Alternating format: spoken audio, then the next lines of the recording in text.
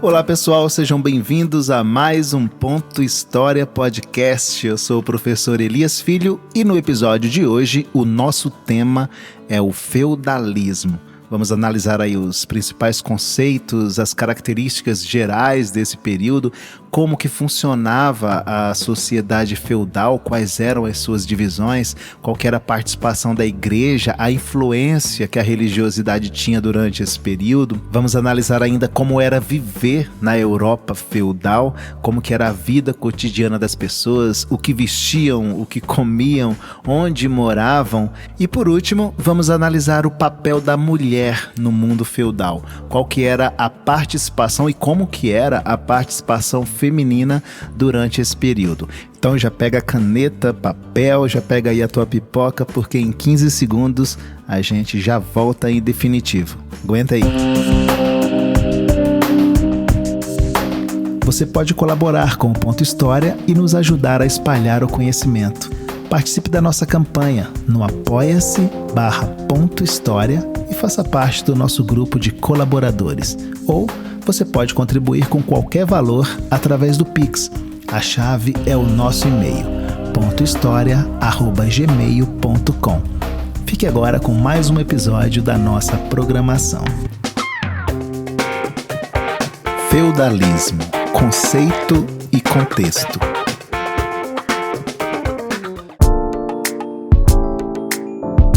Muito bem, quando nós falamos em feudalismo, nós estamos falando de um sistema social, político, econômico que vigorou durante a Idade Média. Gradualmente, ela vai surgir ali nas regiões onde hoje são as atuais França e Alemanha, mas aos poucos foi se configurando e se tornando predominante na Europa Ocidental. O seu apogeu está entre os séculos X e 13. No entanto, pessoal, como quase tudo em história, as coisas não acontecem de forma homogênea em todos os lugares ao mesmo tempo. Nós sabemos que o feudalismo é um sistema social que vigorou durante a Idade Média, mas isso não significa que começa no século V e termina no século XV. Algumas regiões funcionavam de forma diferente, tinha características, tempo de duração diferentes, e isso variava de região para região. Agora, entre os séculos X e o século XIII, nós temos o apogeu do sistema feudal. É quando as características que nós mais conhecemos hoje ficam mais evidentes. Por exemplo, as alianças que existiam entre proprietários de terras. Você vai lembrar que, com a desintegração do Império Carolíngio no século IX, os descendentes dos antigos servidores de Carlos Magno, eles tinham uma cultura que passaram para frente. Era um costume germânico de doar terras para os seus dependentes e, em troca, você conseguia ajuda administrativa e militar. Então, esses grandes senhores de terras firmavam essas alianças pessoais com outros senhores de terras e eram reforçadas pelo juramento de fidelidade entre eles. Então, por meio dessa aliança, um dono de uma propriedade transferia para o outro o poder sobre um determinado bem seu, chamado de feudo. A forma mais comum de um feudo eram as terras, era o que mais valia naquela época. Aquele que doava um feudo, ele passava a ser senhor daquele que estava recebendo. Então nós chamamos esse que recebe de vassalo. Então entre eles era firmado esse acordo, uma espécie de contrato, feudo vassálico, que estabelecia uma série de obrigações e direitos entre um e o outro. A sociedade feudal.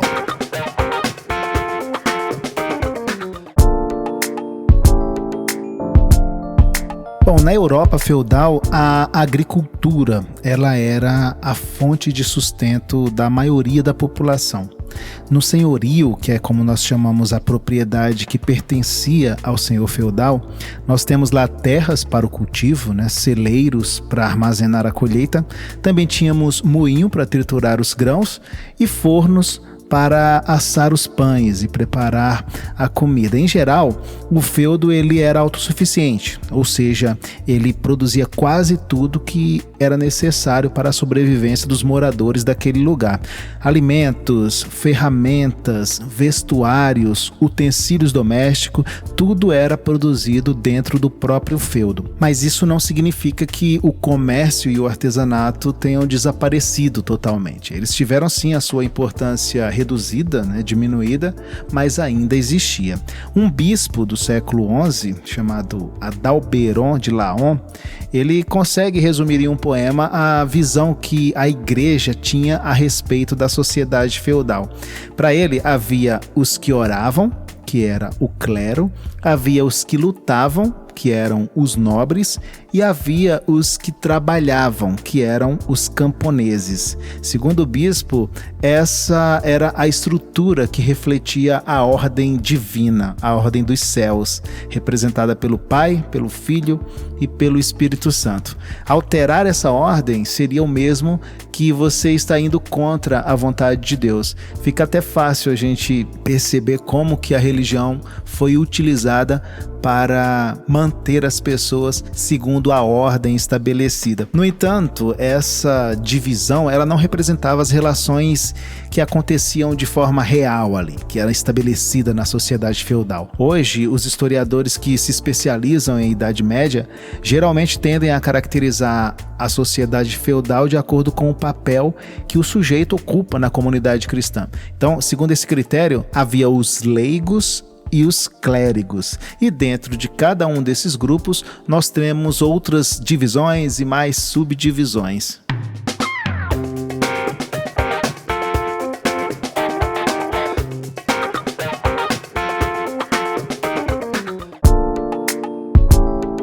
Vamos começar então pelos leigos. Dentro desse grupo nós temos vários subgrupos que podemos classificá-los. Nós temos, por exemplo, os senhores de terra, que formavam o grupo mais privilegiado de leigos, das áreas rurais.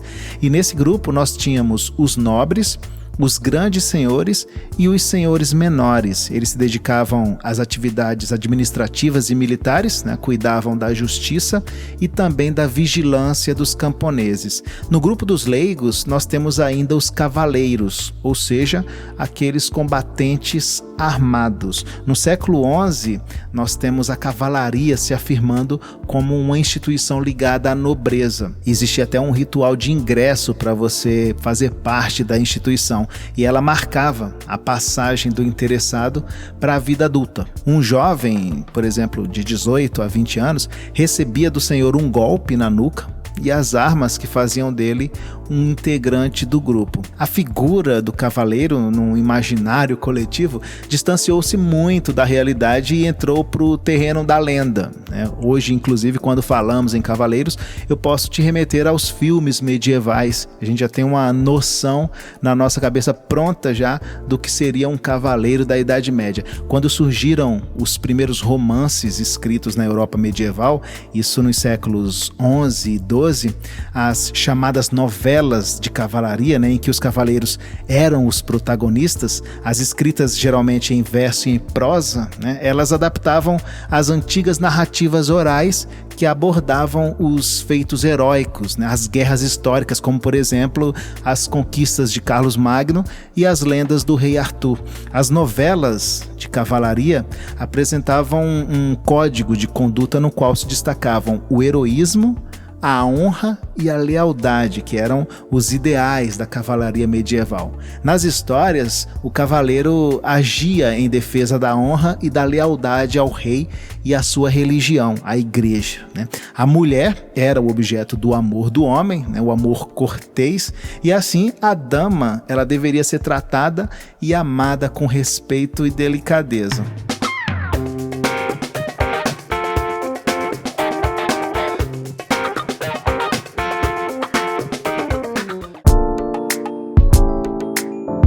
Ainda dentro do grupo dos leigos, nós temos os camponeses, que era a maior parte da população no mundo feudal. Eram homens e mulheres em diferentes condições sociais que eram determinadas pelas relações que tinham com a terra e com os seus senhores. Entre os camponeses, haviam os servos e os vilões. Prestem atenção nesses termos, tá? Porque pode ter um significado diferente do que a gente costuma achar. Os servos, vamos começar por eles, os servos eles estavam presos à terra para o resto da vida. Em troca de proteção e do direito de usufruir daquele pedaço de terra, eles deviam várias obrigações ao senhor feudal. Então nós temos a corveia, um tipo de tributo. Por exemplo, eles eram obrigados a trabalhar 2 ou 3 vezes por semana no manso senhorial, na terra do senhor feudal, e os produtos obtidos pertenciam exclusivamente ao senhor e à sua família. Nós temos ainda uma outra forma de imposto, que era a talha, que obrigava os camponeses a entregar ao senhor cerca de 1/3 do que produziam nas terras que eram destinadas ao sustento deles e de suas famílias, que era o manso servil. Nós tínhamos o manso senhorial, as terras que pertenciam ao senhor feudal. O manso servil é a terra destinada ao trabalho do camponês. Então, dentro dessas terras, tudo que era produzido, 1/3 era destinado ao pagamento desse imposto, chamado de talha. Nós temos ainda as banalidades, que era um outro tipo de taxação, que era paga em produtos pelo uso de ferramentas, do forno, do moinho, de qualquer instalação da reserva do senhorial, uma espécie de aluguel. Além disso, os servos ainda executavam outras tarefas, como consertar pontes, construir edifícios, entre outros trabalhos para o senhor feudal. Eles também tinham obrigações ocasionais. Por exemplo, nas viagens que os senhores faziam pelas aldeias, eles deviam oferecer alimentação, hospedagem, tratar bem o senhor feudal, E aí nós chegamos à classe dos vilões. Vilões, pessoal, provavelmente o contrário do que vocês estão pensando. Vilões eram camponeses livres, tá? Que haviam adquirido pequenos lotes de terra. Com o passar do tempo, muitos foram cedendo às pressões senhoriais e se tornaram servos. Agora, provavelmente você deve estar se perguntando sobre escravos nesse período. Em algumas regiões até poderia ter algum número reduzido de escravos que trabalhavam principalmente nos afazeres domésticos dos castelos dos senhores feudais.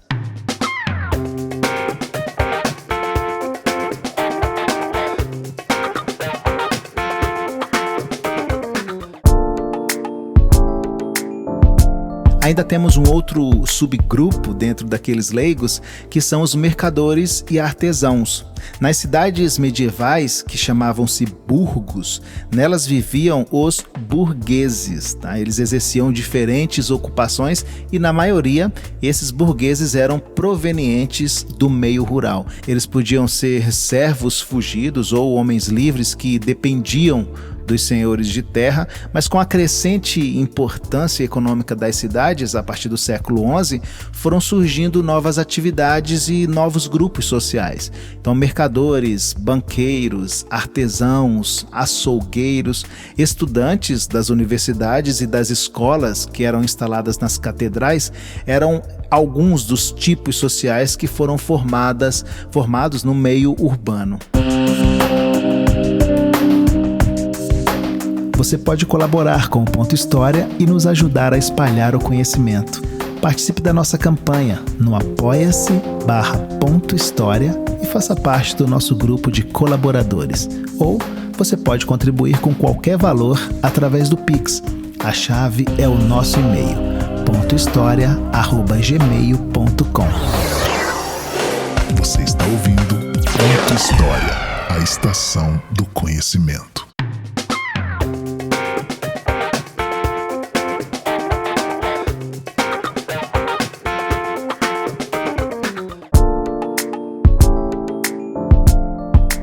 Agora chegamos ao segundo grupo, o grupo dos que oravam, os clérigos. Qual que era o papel deles no mundo medieval? No topo da hierarquia eclesiástica estava o Papa, que era o chefe da Igreja Católica. Entre diversas atividades que eram atribuídas ao Papa, ele tinha o poder para julgar os clérigos, fiscalizar as universidades e instituir dioceses. Diocese, pessoal, é a unidade administrativa e religiosa que entre os séculos 4 e 9 correspondia aos limites de uma cidade. Então, falamos diocese, estamos falando do poder da igreja em determinada região, geralmente em uma cidade. O Papa ainda poderia reconhecer novas ordens religiosas, cobrar o dízimo e também estabelecer um modelo de conduta social. Abaixo do Papa, nós temos o clero secular e o clero regular.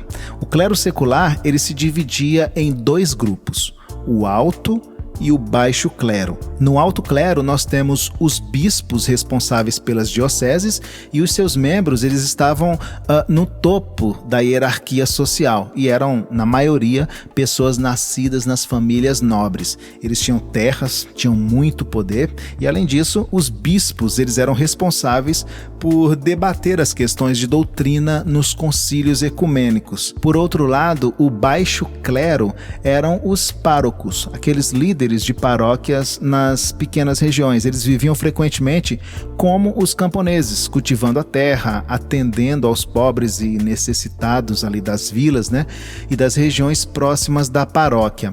Já o clero regular, ele era formado pelos monges, cristãos que se afastavam do mundo para glorificar e servir a Deus.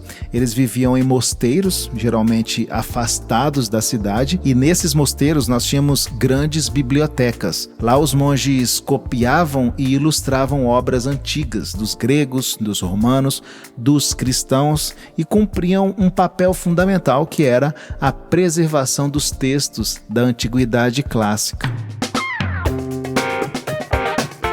A vida na Europa feudal.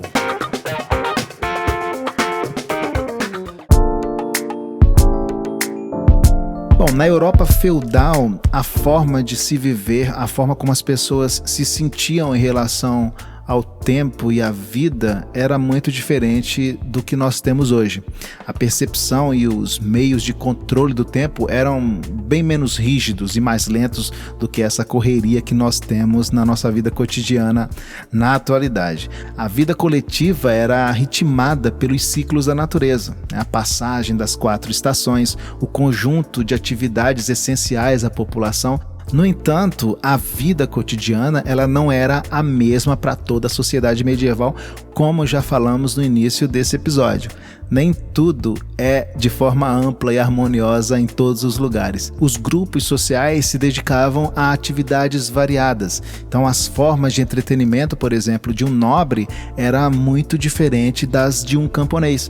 Os membros da nobreza se divertiam com as caçadas, os torneios, que também faziam parte do treinamento militar, E também nós tínhamos diversos jogos, como o xadrez, o tarô. Além disso, distraíam-se com jograis, artistas ambulantes, geralmente das camadas mais pobres, que recitavam, cantavam, apresentavam espetáculos circenses, nos palácios ou nos castelos. Já os camponeses, eles se divertiam com passatempos comunitários ao ar livre, jogos, disputas esportivas, ocasiões em que podiam provar a sua força, as suas habilidades físicas. Já nas áreas urbanas, uma forma de entretenimento comum era o jogo de dados, praticado em praças públicas ou nas tavernas, que era motivo de apostas e muitas vezes provocavam tumultos e reação das autoridades.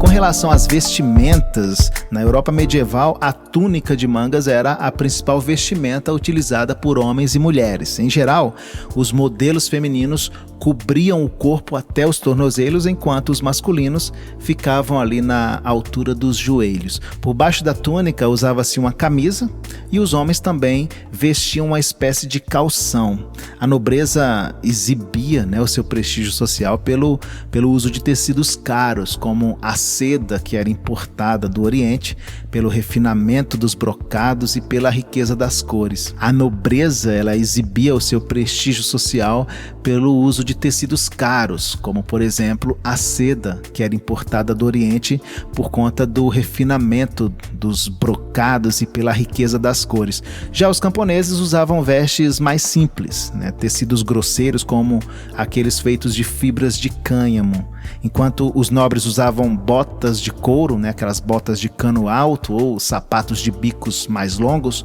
Os pobres, eles vestiam sapatilhas simples feitas de pano. Com relação às moradias, nós temos na Europa feudal casas e castelos. Em geral, até o século VIII, as habitações de nobres e de camponeses eram feitas de madeira. Já o uso da pedra nas construções era mais comum onde havia pedras em abundância. Caso contrário, a pedra ficava restrita às igrejas e aos palácios. As dimensões e a estrutura interna das residências variavam de acordo com o status social do morador e do tamanho de sua família. As casas dos camponeses limitavam-se a um único ambiente, que funcionava ali como cozinha, sala e quarto. Durante a noite, esse cômodo muitas vezes também abrigava os animais domésticos, que ajudavam a aquecer o ambiente. Já os castelos só começaram a se multiplicar na Europa Ocidental com a afirmação do poder dos nobres. Os primeiros castelos eram feitos de madeira e foram construídos com a finalidade de abrigar o senhor e sua família e também para controlar e proteger um território. A partir do século XI, reis e senhores mais poderosos começaram a construir castelos de pedras, mais resistentes a ataques e a cercos prolongados, como aqueles que a gente vê geralmente em filmes ou séries que retratam a Idade Média. O papel da mulher no mundo feudal.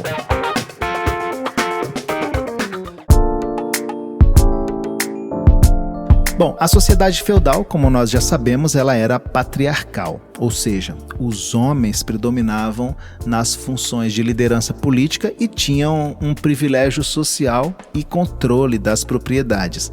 A feminilidade era vista de forma negativa, porque, segundo a tradição judaico-cristã, todas as mulheres descendiam de Eva, que era aquela pecadora responsável pela perda do paraíso, de acordo com o Gênesis e com a história bíblica de Adão e Eva. Então, a Igreja Católica considerava as mulheres seres suscetíveis às fraquezas humanas e à maldade, e a elas era dado pouco espaço de expressão.